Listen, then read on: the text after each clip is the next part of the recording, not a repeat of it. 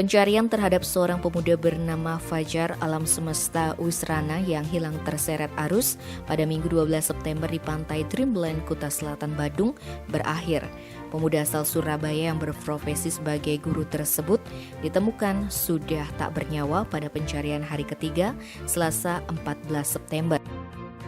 Kepala Basarnas Bali Gede Darmade menerangkan pemuda yang berprofesi sebagai guru homeschooling anak pintar Bali tersebut ditemukan sekitar 500 meter arah barat pantai Dreamland sekitar pukul 8:30 dalam keadaan sudah tak bernyawa.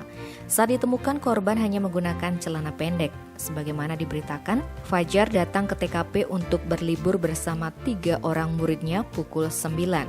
Awalnya ketiga murid menyewa papan bogiboard untuk belajar surfing.